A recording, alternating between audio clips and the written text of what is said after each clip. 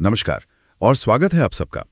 आज हम श्रीमद् भागवत की एक बहुत ही प्रेरणा देने वाली कहानी पर बात करेंगे। हाँ, कहानी है राजा प्राचीन बरही के 10 पुत्रों की, प्रचेता जिन्हें कहते हैं। बिल्कुल, उनकी जो पूरी यात्रा है, पिता की आज्ञा से शुरू होकर फिर तपस्या, दिव्य दर्शन और आखिर में मुक्ति तक, इसमें कर्तव्य, भक्ति, ज्ञान, मतलब सब कुछ शामिल है। हाँ, तो शुरू करते हैं राजा प्राचीन बरही से।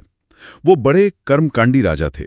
कहते हैं इतने यज्ञ किए कि सारी धरती पर कुश बिछ गईं, इसीलिए नाम पड़ा प्राचीन बरही। अच्छा, और उन्होंने अपने बेटों को, प्रचेताओं को आज्ञा दी कि भाई जाओ सृष्टि बढ़ाओ, मतलब विवाह करो, संतान उत्पन्न करो। पर प्रचेता तो स्वभाव से ही धार्मिक थे। उन्होंने सोचा कि पिता की आज्ञा तो माननी है, पर क्यों ना पहले भगवान को प्रसन्न किया जाए। हाँ, ताकि संतान भी उत्तम हो। मतलब सांसारिक कर्तव्य निभाने के लिए भी उन्होंने पहले आध्यात्मिक बल चाहा।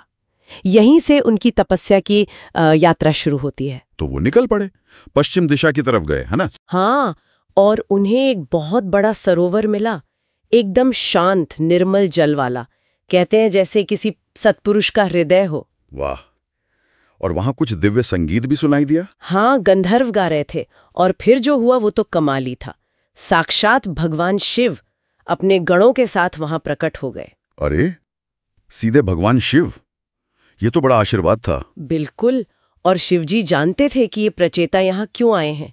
उन्हें पता था कि ये भगवान विष्णु की आराधना करना चाहते हैं। अच्छा, और यहीं पर शिवजी ने वो बहुत महत्वपूर्ण बात कही। कौन सी? उन्होंने कहा कि देखो, जो भगवान वासुदेव का यानी विष्णु का भक्त है, वो मुझे सबसे ज्यादा प्यारा है। ये बात तो बहुत गहरी है।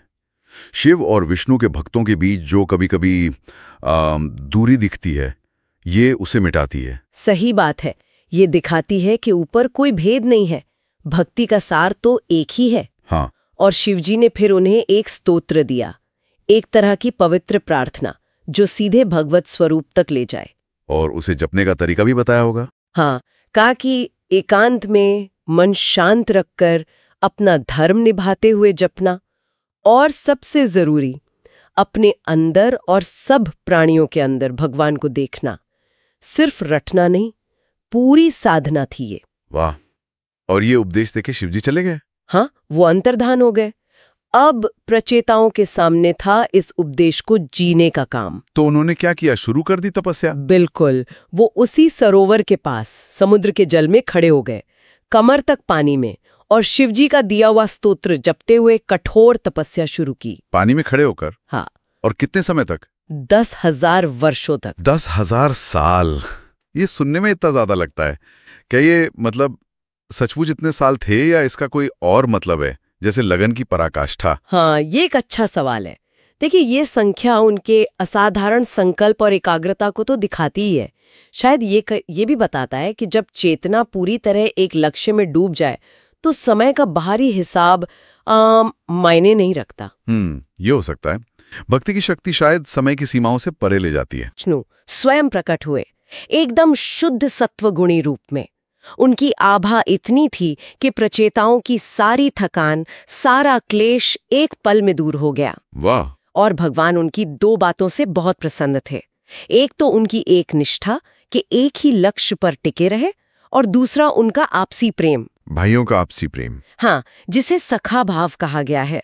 मतलब दोस्तों जैसा गहरा स्नेह भाइयों के बीच। भगवान को ये बहुत भाया। ये तो बहुत सुंदर बात है। और फिर भगवान ने वरदान मांगने को कहा होगा? हाँ, कहा मांगो जो चाहते हो। और एक बहुत ही अनोखा वरदान भी दिया। क्या था वो? उन्होंने कहा कि जो कोई शाम के समय तुम प्रचेताओं का स्मरण करेगा, उसका अपने भाइयों और बाकी सब प्राणियों के साथ वैसा ही प्रेम भाव बन जाएगा जैसा तुम्हारा आपस में है। अरे वाह! ये तो उनके आपसी प्रेम को एक तरह का दिव्य सम्मान मिल गया। और आज के समाज के लिए भी कितना जरूरी संदेश ये है। पारिवारिक एकता, सामाजिक सौहार्द। बिल्कुल, ये सिर्फ कथा नहीं, ये सिद्धांत है। और भगवान ने उन्हें ये भी वरदान दिया कि तुम्हें एक बहुत योग्य पुत्र मिलेगा जो ब्रह्मा जैसा यशस्वी होगा और सृष्टि को आगे बढ़ाएगा। पिता की आज्ञा भी पूरी हुई और भगवान का आशीर्वाद भी मिला। पर प्रचेताओं ने क्या मांगा जब भगवान ने कहा कि मांगो वरदान? यही कहानी एक और गहरा मोड़ लेती है। वो तो बस अभिभूत थे, आंखों में आंसू, गला भराया।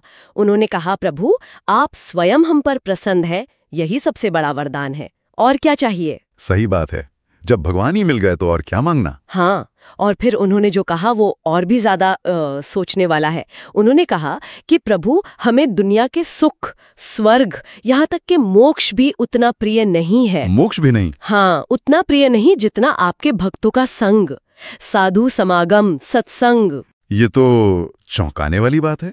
मोक्ष तो अंतिम लक्ष्य माना जाता है ना, उससे भी ऊपर भक्तों का सारथ क्यों? देखिए, भक्ति मार्ग में ये माना जाता है कि भक्तों के साथ रहकर भगवान की कथा सुनने, उनका गुणगान करने में जो आनंद है, जो निरंतरता है, वो अकेले मोक्ष में शायद न हो। सत्संग उन्हें भगवान से जोड़े रखता है, जो उनके लिए सबसे जरूरी है। अच्छा, तो ये भगवान से जुड़े रहने का एक तरीका है जो उन्हें मोक्ष से भी ज्यादा पसंद है। हाँ, बिल्कुल। इसीलिए उन्होंने यही मांगा कि प्रभु जब तक कर्मों की वजह से इस दुनिया में भटकना पड़े, हमें हर जन्म में आपके भक्तों का साथ मिलता रहे। कितनी गहरी और विनम्र प्रार्थना है ये। और उन्होंने ये भी कहा कि हमने जो ये पानी में खड़े होकर हजारों साल तपस्या की, ये सफल हो जाए, बस आपकी प्रसन्नता का कारण बन जाए। भगवान तो जरूर प्रसन्न हुए होंगे सुनकर। बहुत प्रसन्न हुए। उन्होंने तथास्तु कहा, यानी ऐसा ही हो, और फिर अपने धाम लौट गए। इसके बाद प्रचेता पानी से बाहर आए। अब क्या? पिता की आज्ञा पूरी करने का समय। बाहर निकले, फिर ब्रह्मा जी की आज्ञा हुई और उन्होंने वृक्षों द्वारा दी गई एक कन्या मारीशा से विवाह किया। मारीशा, और इन्हीं से दक्ष प्रजापति का जन्म हुआ था। हाँ, वही दक्ष प्रजापति जिन्होंने पिछले जन्म में शिवजी का अपमान किया था और अपना शरीर त्याग दिया था। उनका पुनर्जन्म हुआ मारीशा के गर्भ से। वो कर्मों में बड़े कुशल थे, इसीलिए दक्ष कहलाए। अच्छा, तो ये कर्म और पुनर्जन्म का चक्र भी यहाँ दिखता है। बिल्कुल। तो प्रचिताओं ने अपना गृहस्थ धर्म निभाया, पुत्र भी हो गया जिसने आगे सृष्टि का काम संभाला। फिर क्या किया उन्होंने? जीवन भर गृहस्थी रहे? नहीं, जब दक्ष बड़े हो गए और सृष्टि का काम संभालने लायक हो गए, तो प्रचेताओं ने अपना कर्तव्य पूरा समझा। उन्होंने पत्नी को पुत्र दक्ष के संरक्षण में सौंपा और खुद घर छोड़कर फिर से वन चले गए। वापस वन? उसी समुद्र तट पर? हाँ, उसी पश्चिम दिशा में समुद्र तट पर। ये एक तरह से जीवन के अगले पड़ाव, वानप्रस्थ या संन्यास की तरफ बढ़ना था। कर्तव्य पूरा करने के बाद निवृत्ति। और इस बार उनका उद्देश्य क्या था? इस बार उन्होंने ब्रह्मसत्र की दीक्षा ली, मतलब आत्मचिंतन, खुद को जानने का गहरा संकल्प।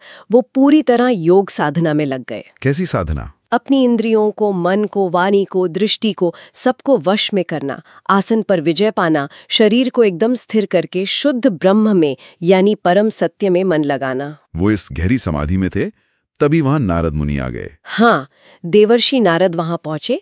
प्रचेताओं ने उन्हें देखा, तुरंत ध्यान से उठे और उनका पूरा आदर सत्कार किया, पूजा की। यहाँ भी उनकी विनम्रता दिखती है। शिव और विष्णु से सीधे उपदेश मिला था, फिर भी नारद मुनि का इतना सम्मान। बिल्कुल।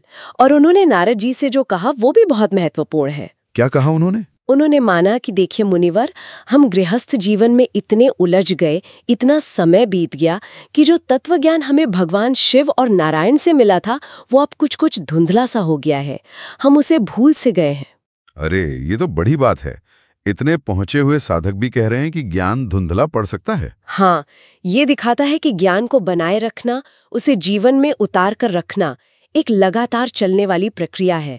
समय और सांसारिक कामों का असर पड़ सकता है। तो उन्होंने नारद जी से अनुरोध किया कि आप हमें फिर से वही ज्ञान समझाइए। हाँ, उन्होंने प्रार्थना की कि कृपा करके हमें फिर से वही आत्मज्ञान का उपदेश दीजिए। ये बात निरंतर मार्गदर्शन और सत्संग की जरूरत पर भी जोर देती है ना? सही बात है। चाहे कितना भी ज्ञान मिल जाए, उसे ताज़ा रखने के लिए, सही रास्ते पर बने रहने के लिए शायद गुरु या मार्गदर्शक की जरूरत पड़ती ही है। बिल्कुल। और नारद जी तो करुणा के सागर हैं। उन्होंने उनकी प्रार्थना स्वीकार की और उन्हें उपदेश दिया। हाँ, उन्होंने उन्हें आत्म तत्व का यानी आत्मा और परमात्मा के सत्य का गहरा उपदेश दिया।